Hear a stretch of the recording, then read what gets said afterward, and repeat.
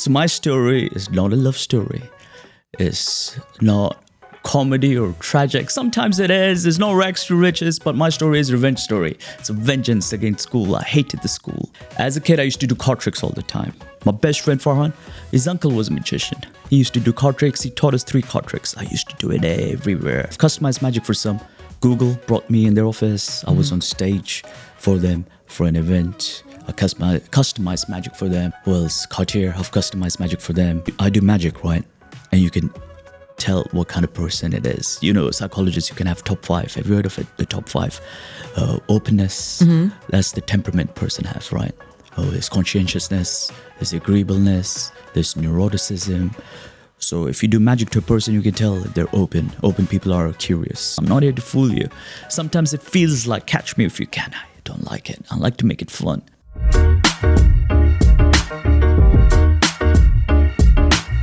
Today's guest is someone who quite literally brings magic to the room, whether it's a Google boardroom or a private event at Cartier, or maybe it's a gala at Visa. He's done it all.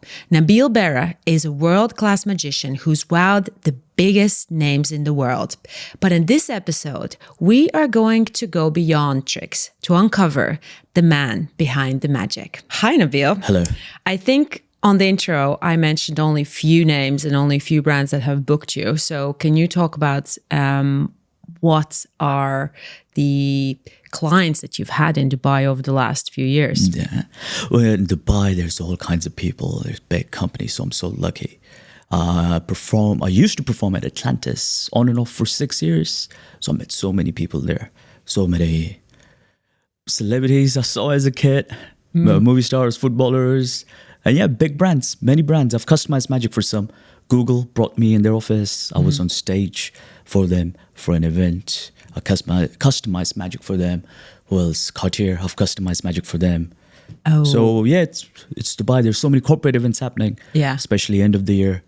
So we will talk about magic a little bit later and how you operate in Dubai and how maybe not all the behind the scenes of the tricks, but you can tell us how you work as a magician. But let's start with your background. And for me, it's so fascinating to look at you and think, how did you get to the point of becoming a magician? So maybe talk about the life before, where you grew up, you know, when did you move to Dubai, what formed you, and what influences you had growing up. All right, Paula, how much time do we have?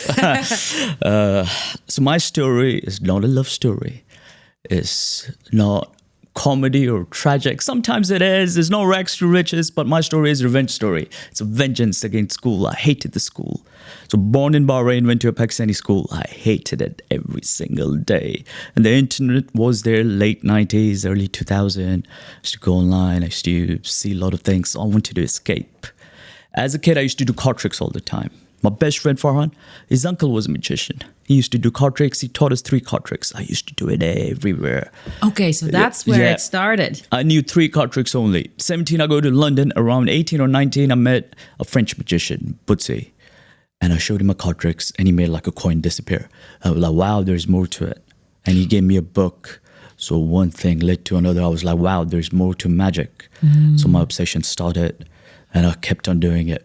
Okay, and so you were born in Bahrain, so you lived all your life there. What was the attitude about magic? Do you remember? Was that something that people were kind of open, or were they worried, or do you remember? As a kid, I never thought I'll become a magician. I used to do those 3 card tricks. I used to cheat at card games all the time. I didn't know what I wanted to do. I just hated school. I performed really bad. As a kid, I did really good, but in the end, almost failed in everything. I wanted to be a film director. Saw this film, Kill Bill. I was like, wow, I'm going to be a film director. I'm going to tell a story I still want to be. But then, magic took over. Then I started traveling. I got obsessed with magic. And what was the point for you? Why did you go to London? Was it for school? My brother was there. Yeah. So you basically moved there, with family. Yeah. Went there as a student. And what did you study? Films. Okay. Films, yeah. And cinema. At what point did you have a moment where you were thinking, Well, is it magician or is it a film director? There's no clear moment, but after the course, the BA in film studies, I worked for my brother. He had a marketing company. He gave me a job. No one else will give me a job at that time. So I saved up some money. I went to Australia. I did a bit of Eastern Europe. Then I did Singapore for a few days, and I was in Australia for 10 months. I backpacked, and all I did was magic, and I had 3 books with me in my backpack, and I just traveled, met new people. I did magic for them at bars, at hostels. I love that. All over Australia. That's where I became more confident. I came back to London. I was like, now I can do it. Okay, so you basically used magic as your way of sort of earning money to keep traveling. Yeah, I had that money. I blew all of it up in those 10 months. I made very little money there. Darling Harbour, this Sydney, I had a permit to perform. Australians are good tippers. So yeah, I made a little bit of money. I used to get a lot of free stuff, free food, free drinks. Oh, that's an awesome thing for performers, I guess. When they go, then everyone's kind of welcoming them with everything that they have. Okay, so you were practicing, and so you're saying after you came back to London, I was confident I could do this. You were thinking I can do it professionally. Yeah. And so what happened afterwards? Did you have a certain stage or club that you would do it, or would it be face to face going up After the events? It was Bootsy who helped me a lot. The French magician who started, he came to London and he told me I have a kids act. So I had a kids act and close up. I did some weddings in London. I used to perform for kids. I don't want to show you those pictures. I spent more than a year doing that. Kids act, close up. Then I went back to Bahrain, then Dubai, 2017. Okay, and how was Dubai? Why did you come to Dubai? Was there any job that was sort of offered already, or you were just taking a leap and seeing what? One word, money. Money, of course. No, I was in Bahrain for a year. I was doing magic there. And then I came to Dubai for a gig. I remember it was New Year's Eve 2017. I came here for a gig and I saw Dubai, the big buildings, the people, what's happening. And I was like, yeah, this is the place to be. Then I came here. And how was your family about you choosing this path? Oh, really bad. They didn't want this. Really? Yeah. Especially when I was doing in London, I remember my dad was upset. Plus, I couldn't do anything else, right? That was my track credit. Maybe they should be happy I'm obsessed with something. I want to do something finally, right? So I got lucky. I performed for the Crown Prince of Bahrain. I remember I went to his party. Wow. There's another story. One of my friends in Bahrain, he got me in. I did his after party, Formula One. And I was on stage, the Bahrain Air Show. I was on stage. My dad saw it. Since then, he started kind of calmed down. it. Yeah, and the money started coming in. Yeah, I think all the generations need that evidence that you can earn money you can be consistent and, Plus, I'm lucky I'm the youngest one, so I'm lucky, yeah. Okay, so they kind of didn't put too much pressure on you. Yeah. They had all the pressure on the older ones. Yes. Wow, yeah, that's so cool. And do you think it was a destiny that, you met those magicians along the way, or do you feel like it would have happened one way or another? Because it sounds like you're quite still having other interests as well. It's not just magic for you, it's other things. So how do you feel like? Was that a conscious decision, or did the life just put you in that direction? Feels like this life just pushed me in that direction. I just took the opportunities. I just followed my gut. Yeah. And talk about the tricks. Do you come up with the tricks yourself, or is there, a book or a course, or how do you become a magician? Is it just learning from other magicians? Is there any sort of academic education there, or how does that happen? You have to be quite, what was the word I'm looking for? You have to be very creative with that, right? For magic is one of the oldest art forms in the world. It goes back to shamans doing their, the tricks, the illusions, to move the society, right? So there's so many books on magic, so many. There's so much information out there. When I was starting in London, I remember meeting magicians, buying them lunch. seeing their magic, learning a lot. Back in the days, there was so much information online as well. Magic shops, there was a magic store in Sydney. I used to go there all the time. That magician, we used to jam together. And yeah, Bootsy taught me a lot. The books. We live in an age of information with the internet. Yeah. There's so much on YouTube, so much. So I would say it's similar to learning a guitar. When you learn a guitar, you just practice, you just jam, you learn, and you copy a lot in the beginning. There is a magician called Dan Harlan based in Ohio. I used to copy him so much. This is like 12 years ago. I even had his hairstyle. So I was obsessed with his tricks. He had books. He had DVDs back in the days. I had the DVDs, the tutorial. So yeah, I learned a lot from it. But now, through the time, I've created Remix. Okay, so you take something that already exists and then you kind of change it around and grow it with other things. So what trick you've seen, let's say classic ones, cups and bowls, you can change it. It's done with 3 cups and bowls for thousands of years. Egyptian hieroglyphics. Yeah. You could see it, a guy doing cups and bowls. It's that old. Wow. Yeah, second oldest profession in the world, they say. What's the oldest one? Let's not talk about it. Plus, I won't be able to make money with that, so we'll not talk about that. So yeah, you can change it. You can change that. You can, let's say, remix it. Put your take on it, put a different story on it, put a different perception on it. Right now in Bahrain, especially, I was doing a lot of brunch. I came back to Dubai. I'm performing at so many brunches I've performed for. And so you do that for that audience, right? You want something quick, something short. Yeah. And they want to film. Yeah. So in this age, so you change it. Change those things. Depending on the audience. You know, well, I just want to go a step back on thinking what you said about, parents being worried for their kids when they go for unconventional sort of paths. But I do agree. I feel like, people are like, oh, should I be good at school? And yes, of course, you should sort of know, things, math and physics and literature and all that. But if a child has a passion, I think that is like the first green flag that he's going to be all right, because he's going to go on a purpose on something. And it sounds like for you that happened pretty quickly. Especially this time and age, right? If this was 60s or 50s, well, in Bahrain or Dubai, it would have been a different story. Harry Potter books were banned in UAE 2000 when it came out. Bahrain was same.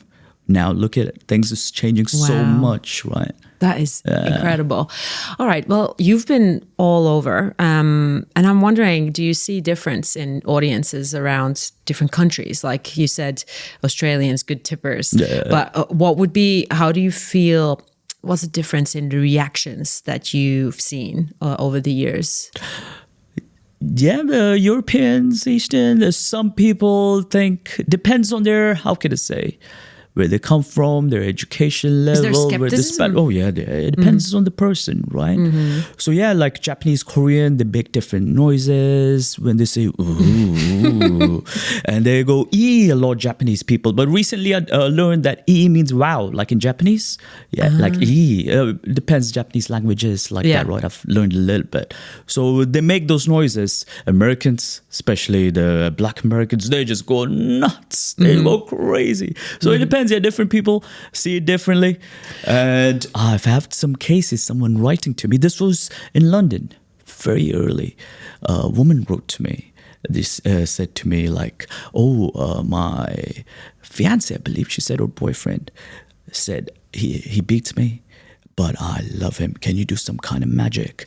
And so he loves me and doesn't beat me. I'm like, oh my God, how do you reply?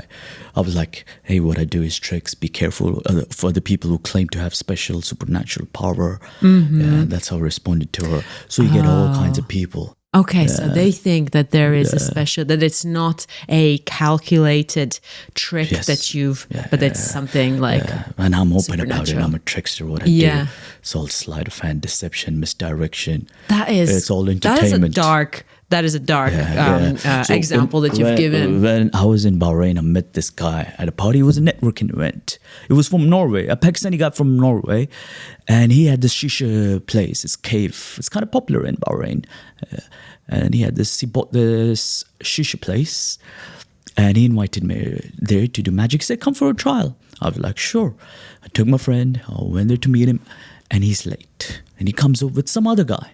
And I started doing magic. And the other guy had a tasbih with him. You know tasbih, the beats Muslim have? And he's doing this. And I'm performing. And I'm looking at him. And I couldn't connect. What is he doing? I started blowing on it as a joke. He's sitting next to me, right? I don't know what's going on. My friend was looking at me, what's going on? And I'm doing magic. And I can teach that trick to an 8-year-old. I did that. And he's like, he's working with someone. And I'm like, what? Yeah. So it's... people say what they want to see, right? And that's my conclusion. If you can't explain it, you want to add that supernatural power to something. Yeah. And some people do that. Some people do these tricks and they use other people. That's true. You can manipulate that illusion that you create. Some people are gullible, unfortunately. Some people are suggestible. Yeah. That is interesting.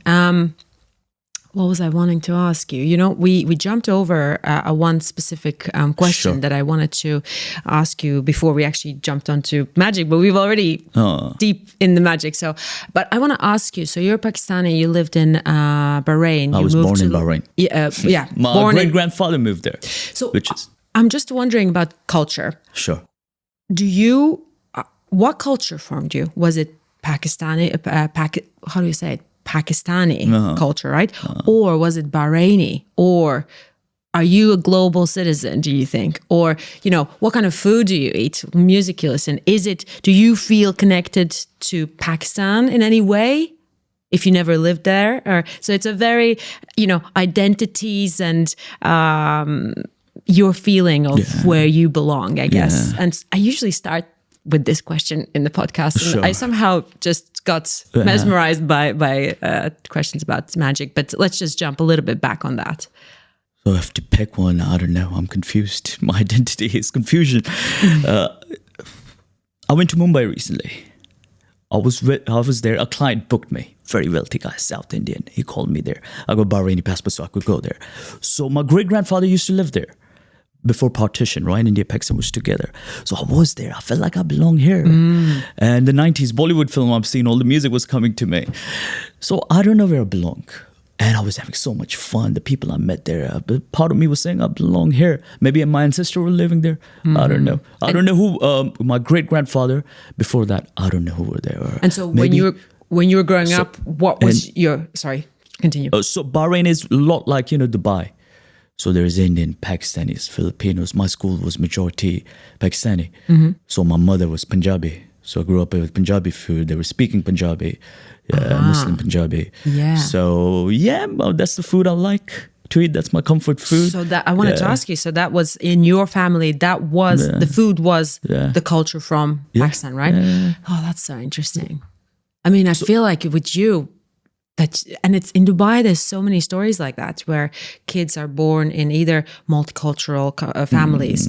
And we talked about it on another episode where, my kids, for example, are Irish, but they were born here and I wonder when they grow up, where will they feel like they're at home, Will it be Dubai? Will it be Ireland? I don't know. Or so many Irish here, so they'll be home here, I'm sure.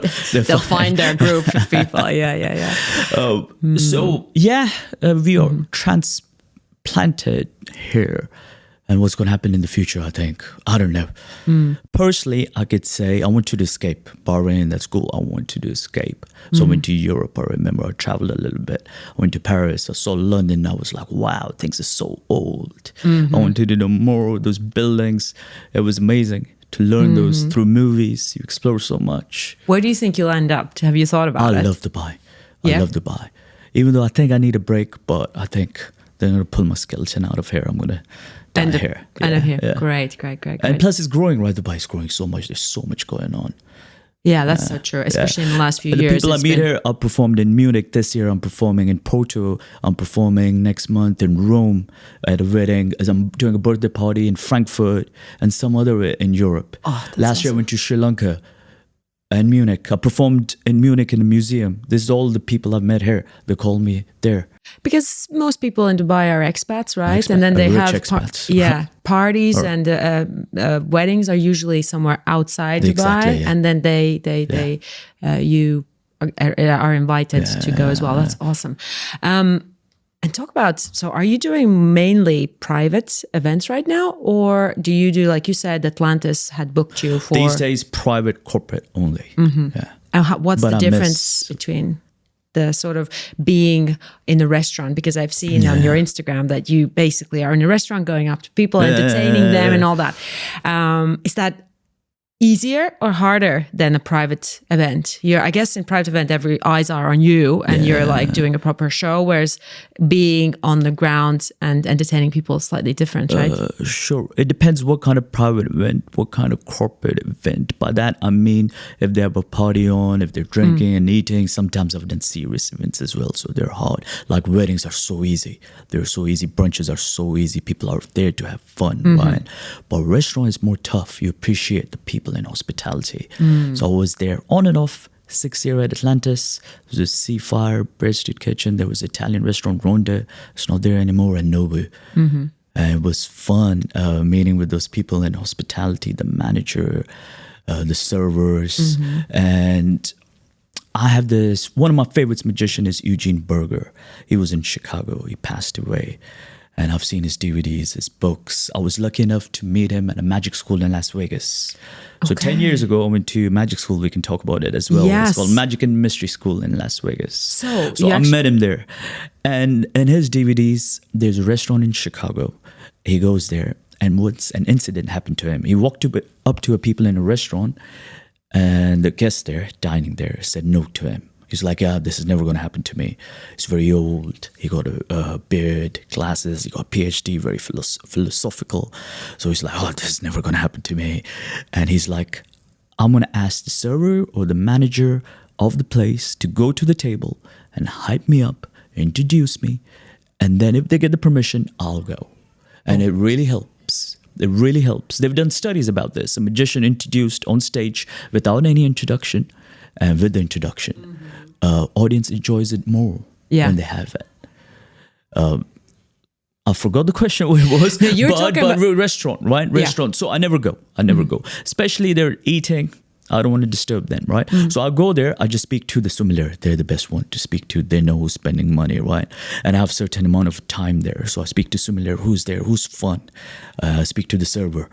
And I speak to the GM who's here, who's for fun. I see them, observe them. And I like to go before the dessert or after the dessert. Yeah. Before or after dessert? That's interesting. When there's food inside them, some drinks inside them, they're different people. Especially the food.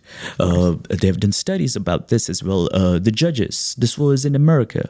Judges, after the lunch, they're more easier on their punishment. And before the lunch, when they're hungry, they're very strict in their punishment. Of course, so it we makes all a know. big impact with me as well. I'm a different person as well. We've all been hungry. Okay. Tell me about the magic school in Las Vegas. So you went to school. Was that sort of the academic? This was after Australia. Remember, I was backpacking in Australia. Okay, so you already had... we decided to go there in Las Vegas. Okay, so you already had that practical experience, but then you kind of... Was that theory? Well, a lot of theory, a lot of practice as well. It was 1 week we spent there. Nice. And we saw other magicians in Vegas, which was great. I want to say that's like a community. You all of a sudden see everyone who's like you, because I'd say you probably oftentimes are in a room where it's just you. There's not a lot of magicians you can see, around. And so seeing a community of people like you probably was awesome as well. And going back to your question, how do you learn it? Well, you meet other magicians. If they know you're interested, they teach you. Has there ever been a situation where a trick doesn't work? Many times. Yeah. But now I can jazz it out.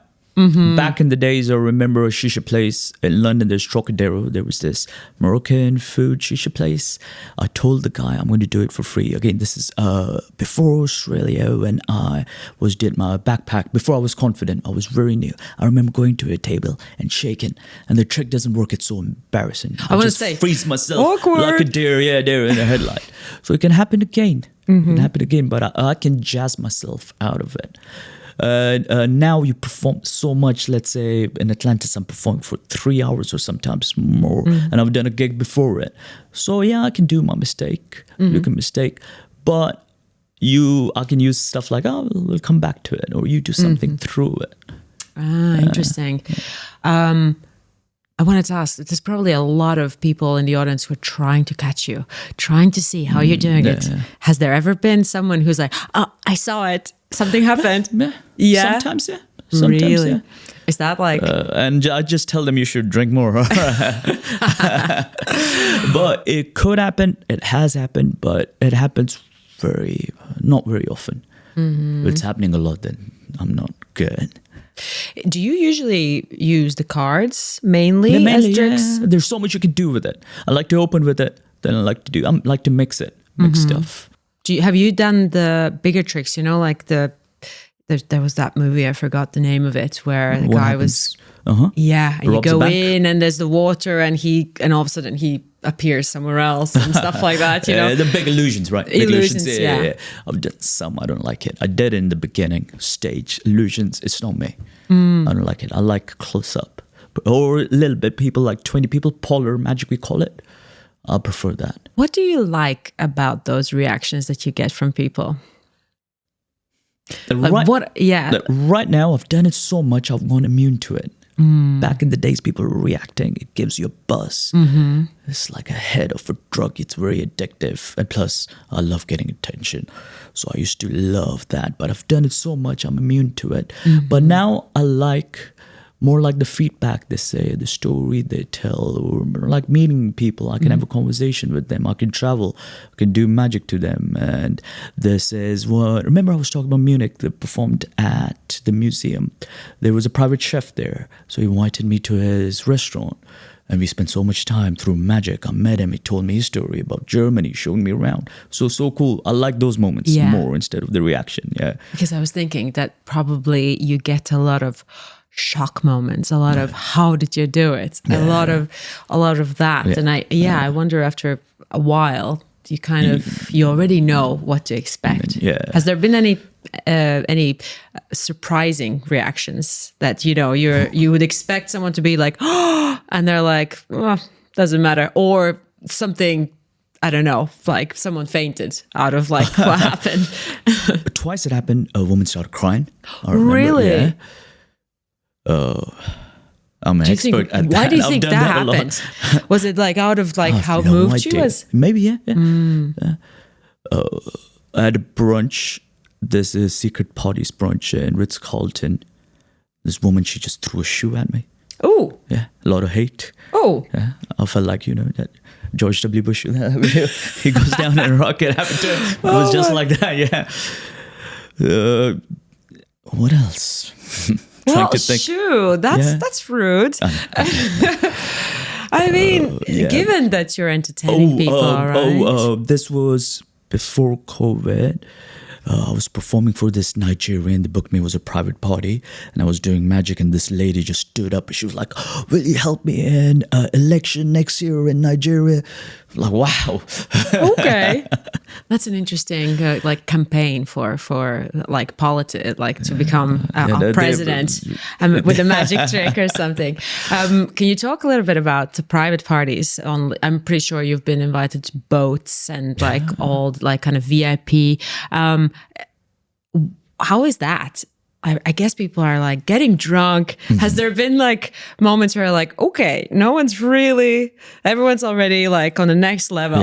Yeah, no one's paying attention. Yeah. So I don't like that. If they drink too much, it's not great. Just a little bit, you're more sociable, right? Yeah. And you're more open. Exactly. So it's perfect. But too much, it's not good. Timing, right? You need to make sure you're in the right time. Yeah, that's so interesting. And you were talking about that, magic is one direction that you're interested in, but there are many other, traveling is one. And then you were saying that you have big projects kind of in a pipeline. Is it a secret or is it something you can share? It's too early. It's embryonic stage. Okay. But I'm exploring new things as well. Is it something to do with traveling or no? Not even magic, no. Do you think you're going to move away from magic eventually, or is that going to be always I don't think so. Your foundation? I might cut it down a little bit, maybe. Let's see. Yeah. And what about, you're saying film directing? Is that something that you still want to pursue? I'm writing short stories, I'm writing a lot with that. And Yeah, you're saying? Nothing. The documentaries, there's so much happening in my life. I would love to document it. So much going on, yeah. Like a documentary type of thing? Document, do a bit of magic or that. There's so much you can do. People open up, right? You do magic to them. They open up. They tell you stuff. It's so interesting. Just put a camera there. It's the first time I'm doing podcasts, something like this, a conversation, yeah. Yeah. That's so interesting as well. Like, and have you ever said no to someone who's like booked you or wanted you to perform, and there have been for whatever reason you've gone and said no, I don't want to do it. Right now, kids magic. If it's kids, a lot of kids, I can't do it. I've stopped doing it. You did it before. Yeah. And if it's stage illusion, some people want that, right? Cutting a woman in half. Yeah. It's not me. It's not me. So I say no to that. Why do you say no to kids? It's different kind of magic. I've done it. It's completely different kind of magic. It's more, you have to lose a lot of prop. It's a different character. Can't do it. Right now, I've done it so much. I have the experience. I'm lucky enough to say no right now. And I do enjoy it. And I wanted to ask you, can you make a good living as being a magician and just a magician? Yeah, I think in Dubai you can. You have to do brunches. You can do some ladies' night. I did so many brunches and ladies' night back in the days. Oh, you should ask me about ladies' night, what happened back in the days. And through that, you meet a lot of people. They book you for corporate parties, private parties. That's where you make a lot of money, through corporate and private. And especially in Dubai, from, I would say, October till March, it's a good period. For the last 6 years, I've been here. I make money from October till March, then I travel. Every year summer, I just travel, I go away. I feel like with what you do, you also get flexibility, and you can move around, and you can always make some money on the go, like kind of being on the road almost, right? Yeah. So how much do you plan when you travel? Do you plan where you're going to go, or do you just kind of plan as you go? Last year, I didn't do much. Last year, I just traveled. But this year, I go on a couple of weeks, weddings. I have some birthday parties. So now so it's going to be fun exploring those areas and doing it. And you were talking about that you went to Sweden and Latvia and Estonia and Lithuania. Yeah, so I'm from Latvia, so I really am interested to hear how you saw these countries and what were your sort of perception of them. So I went to Sweden first. I went to 3 Michelin star restaurants. It came to Atlantis, the Palm. There's a new Swedish restaurant there, Franzen. I did magic to him, his team. I saw it. And they have a restaurant there. I got in. So I tried 3 Michelin star. It was amazing.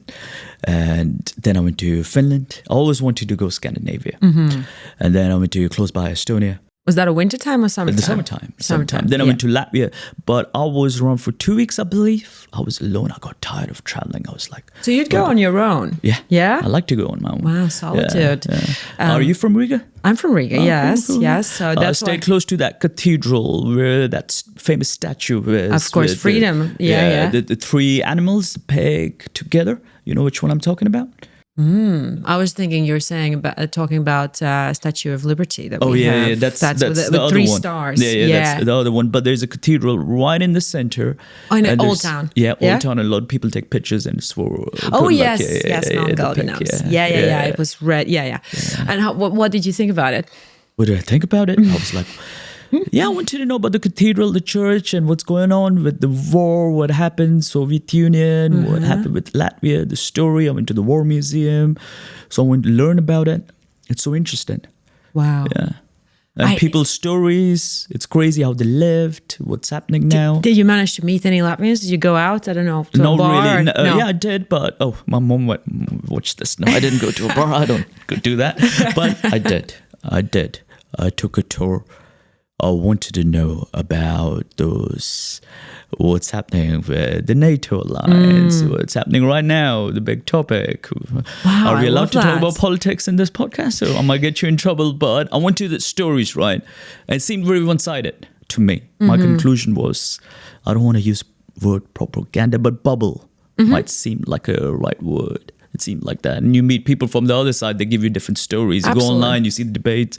It's crazy times we live in. Absolutely. And we've talked about it before as well, how oftentimes, Middle East and Muslims, are under quite a bit of attack as well from the world because the narrative is different. And then people come live here and they see completely different stories as well. And then you're quite confused on like and it's the same with Baltic states and close to Ukraine Same and all Pakistani going to Mumbai. Just last week I was in Mumbai and I'm so lucky to see it and I'm meeting people.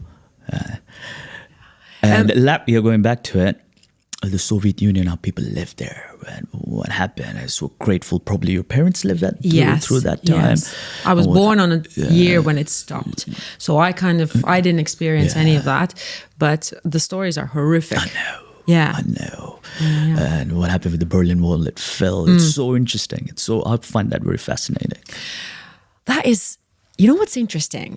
I often see that people who like didn't enjoy school, academics, and kind of basically said, "Oh, I'm just not interested in school," but later in life turns out to be more curious than so many other people. And like the curiosity in you seems like you are curious in everything, like the geographics, the politics, like history, all of that. The school system, it was built more farmers to create good people to work in the factory. Back in the days. Yeah, exactly. That's the system, right? Yeah. But it's important, especially these days. Some school, I think they're getting better. I think it's getting so much information age. How do you compete with AI, YouTube? How do you compete with that? And I think it's also more about mindfulness, more about self-awareness. And I think right now the teachers are getting more conscious about that. And there's no point. I'm just like kind of, forcing kids to learn something, like read a book and you need to learn all of it. That it's more about problem solving and just not improvising, but just kind of closer to what the reality actually is in the world, when you grow up, As right? personality the kid has or a person has.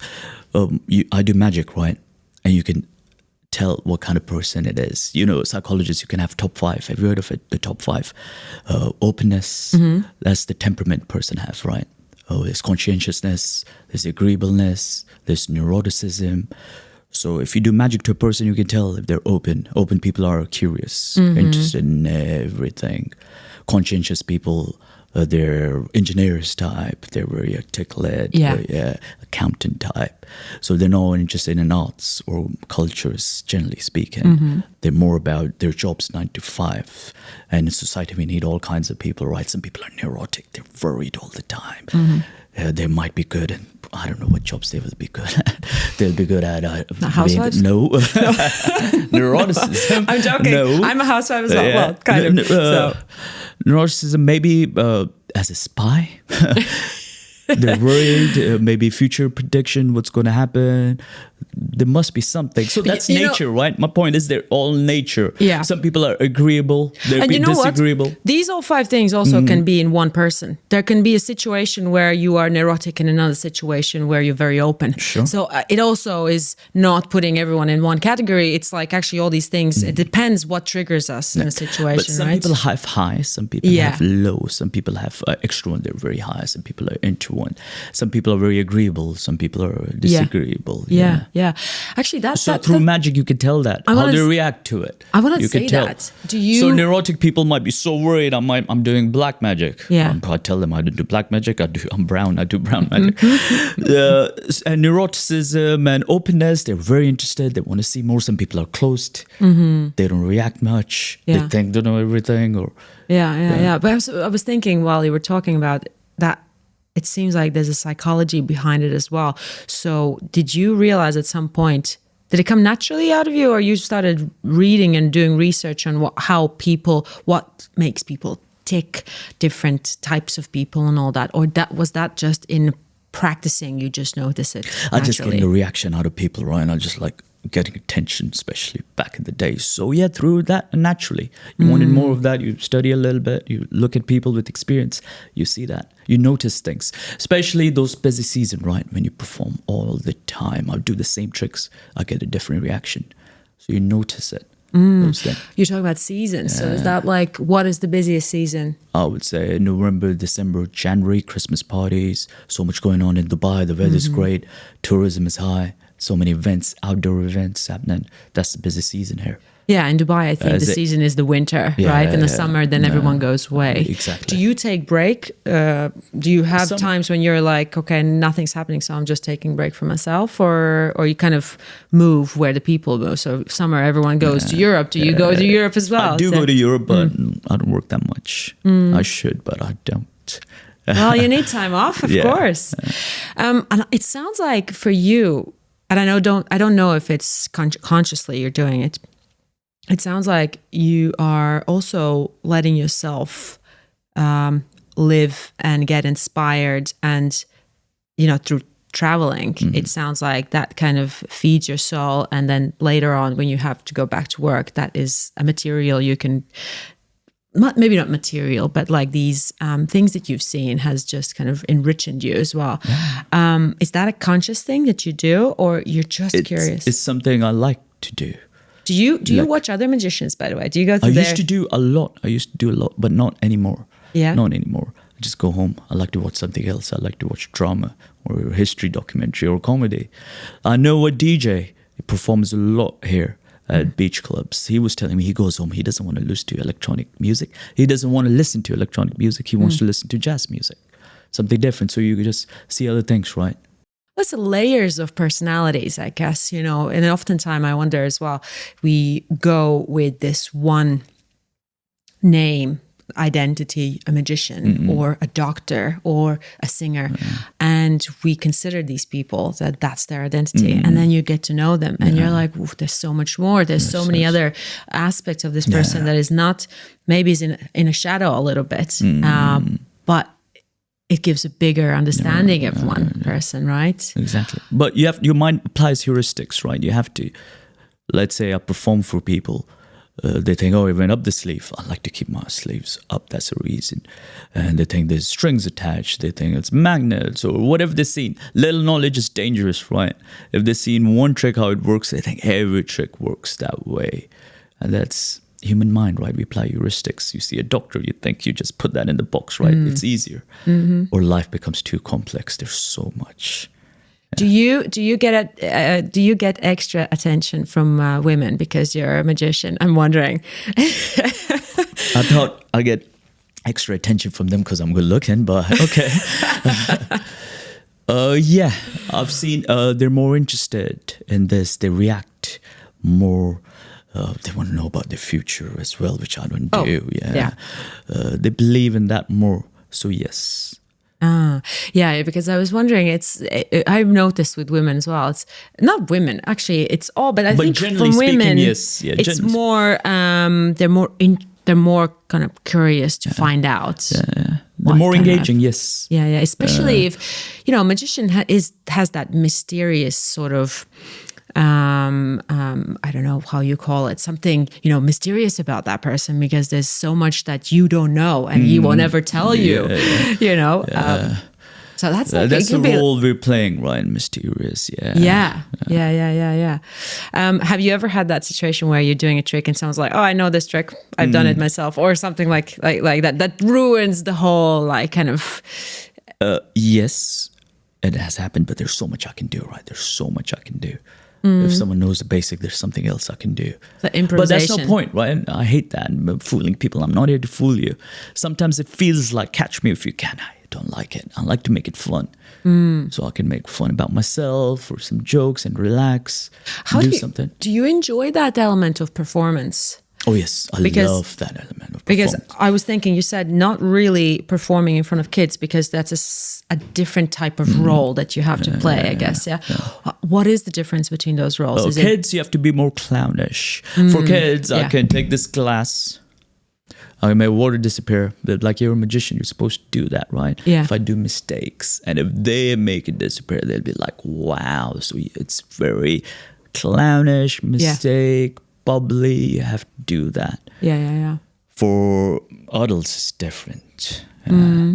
Because there has to be this dynamic as well. And I'm assuming that for you, what I've seen online as well is there's like a rhythm. It's like, it feels like when you're working on, like, let's say you go up to a table, that's something I've seen. There is this rhythm of how you talk, and it's quite fast and dynamic.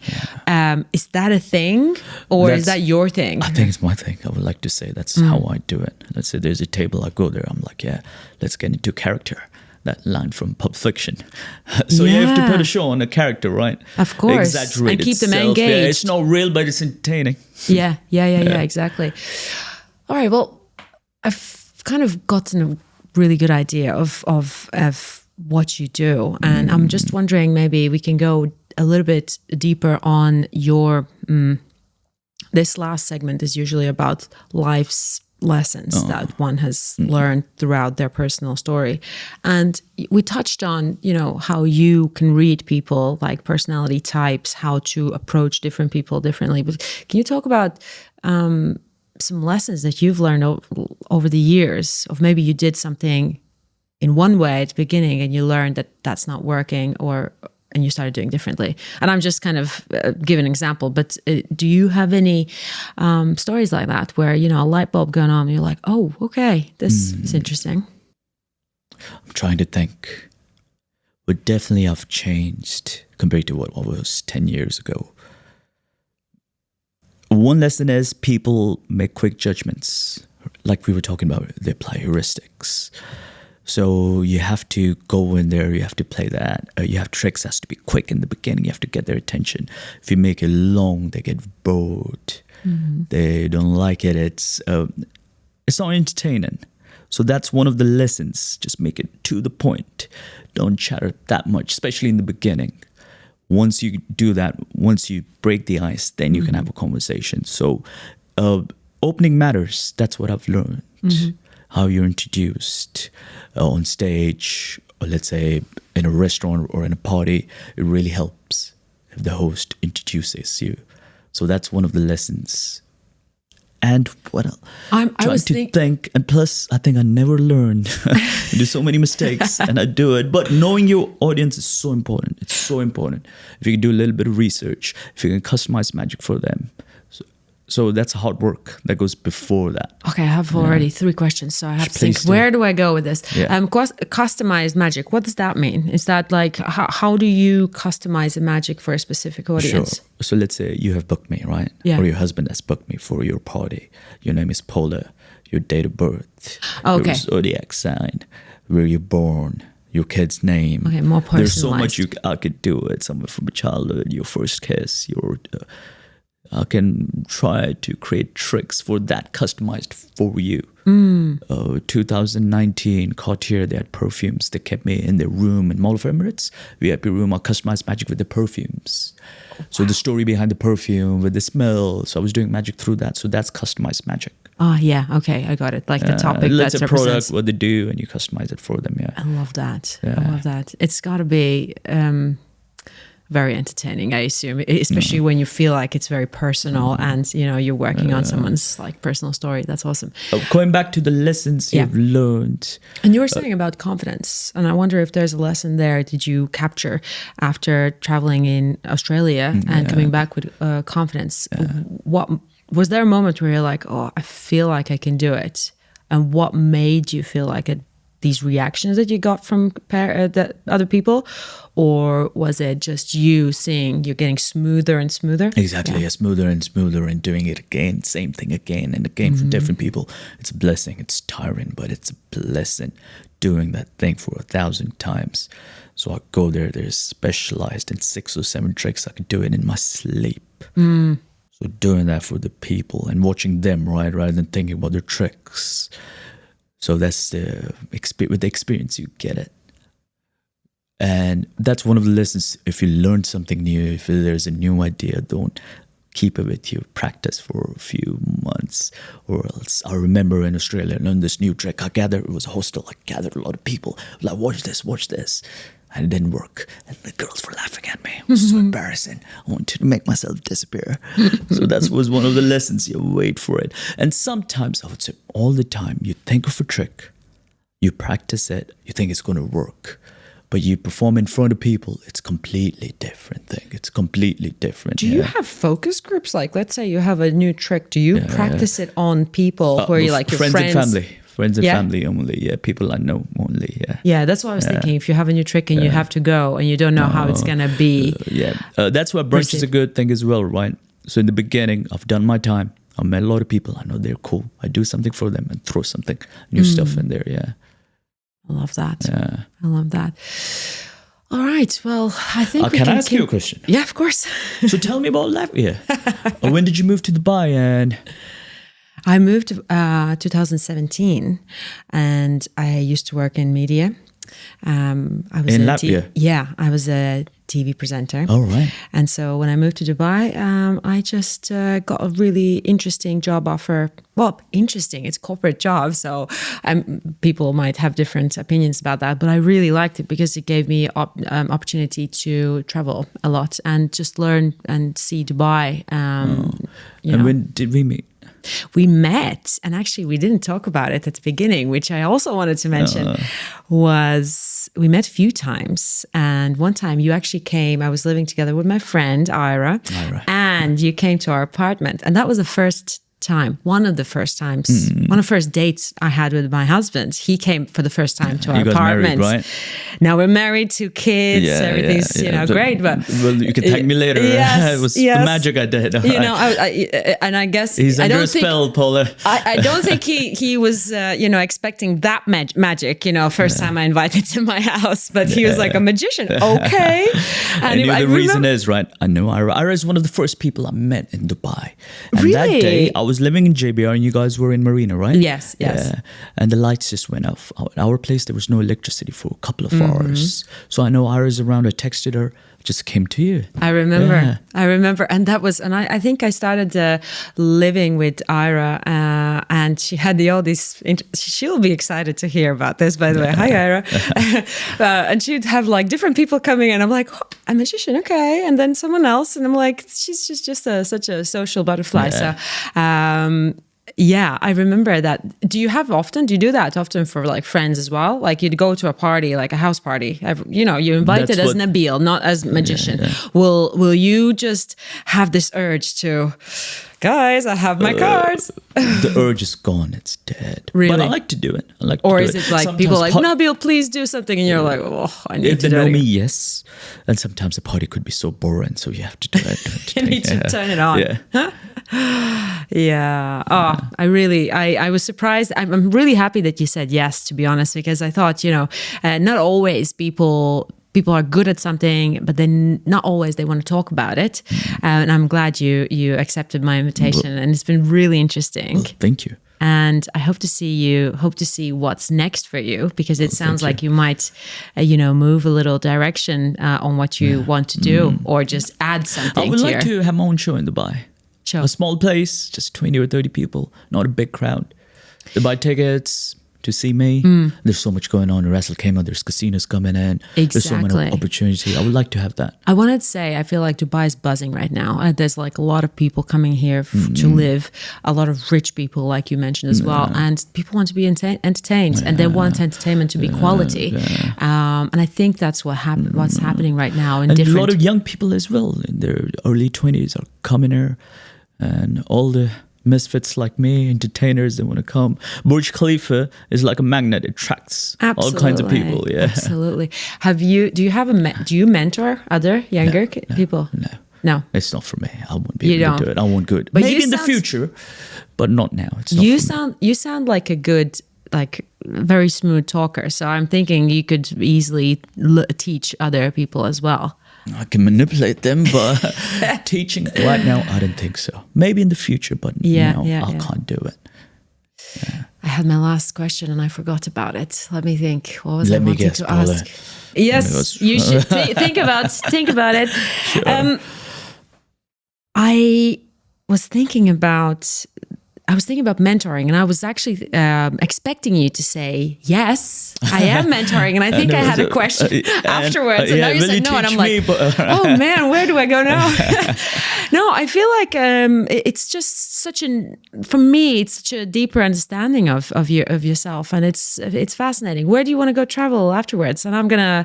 Well, this year, I really want to go to Japan. There's an expo happening, right?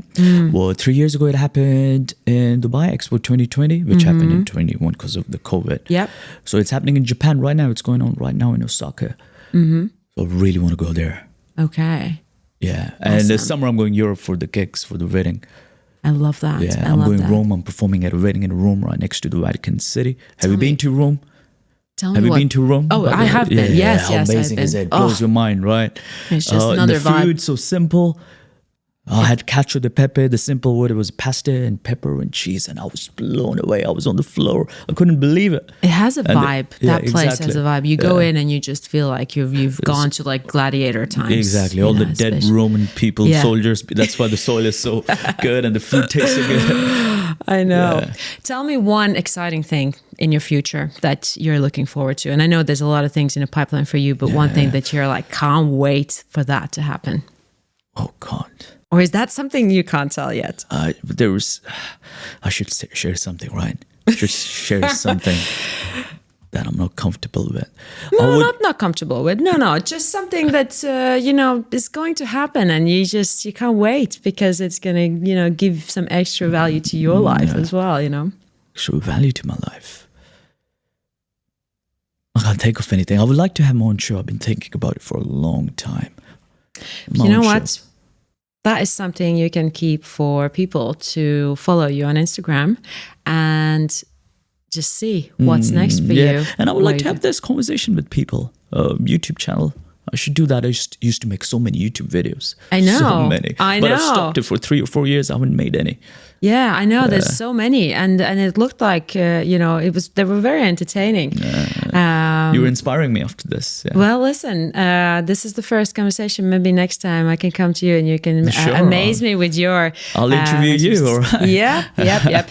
Guys, Nabeel Bera, follow him on Instagram. You'll see all the awesome people that he performs in front of, and the tricks that he does. Even as social media user, you can follow the magic that Nabeel brings to the table in so many parties and venues and events.